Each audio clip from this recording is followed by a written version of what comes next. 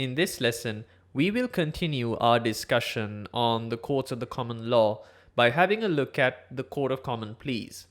Now, in the previous lesson, we had a look at the Court of Exchequer, which was primarily tasked with the king's business, specifically that of debt collection or tax for that matter. Now, as the name itself suggests, the Court of Common Pleas was in charge of matters pertaining to the normal citizen, normal commoner. Now, much like the Court of Exchequer, however, a claimant needed a writ instrument in order to bring proceedings. The Court of Common Pleas primarily took place, or took center stage, so to speak, somewhere around the 13th century. Now, initially, prior to the time of Edward I, this court tended to move quite significantly around the country, but later on became settled as part of the centralization that we looked at during the introduction lesson of the Courts of Common Law within Westminster.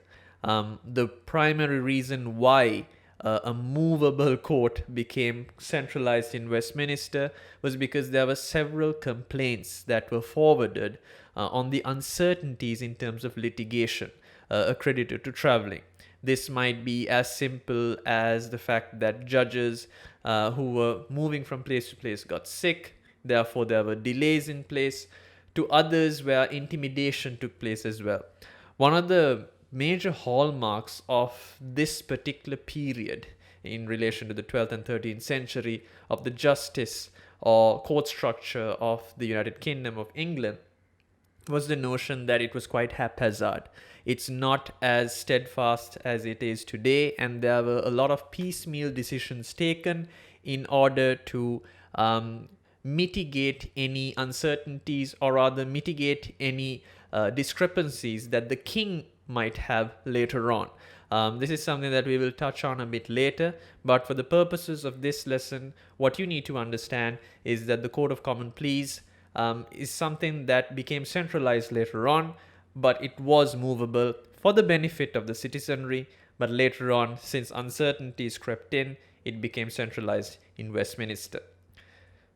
Now, the Magna Carta is a fundamentally important piece of document that created sweeping changes in both jurisprudence as well as court procedure and structure.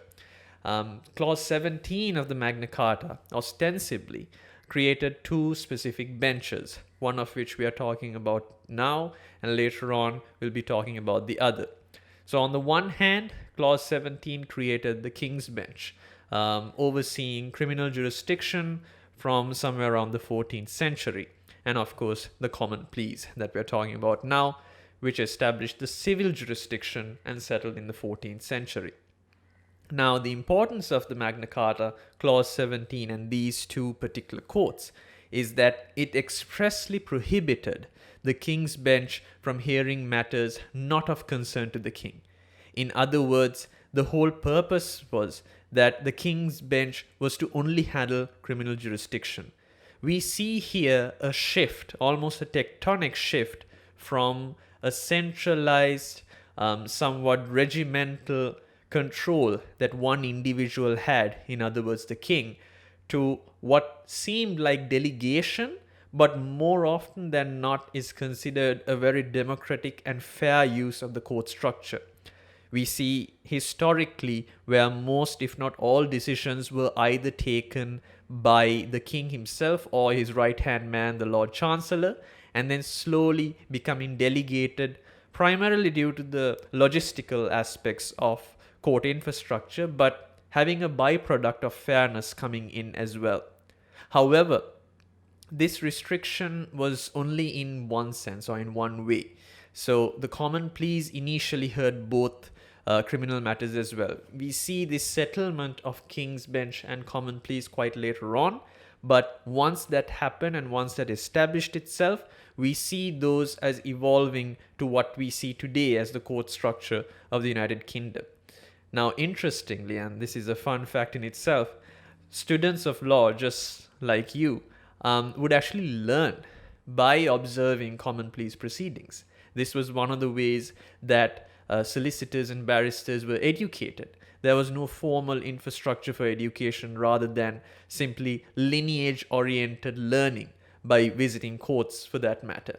And this in itself can be considered as attributing or being instrumental to shaping the common law as we know it today. In the next lessons, we will continue our discussions on the courts of common law by looking at the King's Bench, something we touched on right now, and more holistically, the courts of chancery. Thanks a lot for watching this video.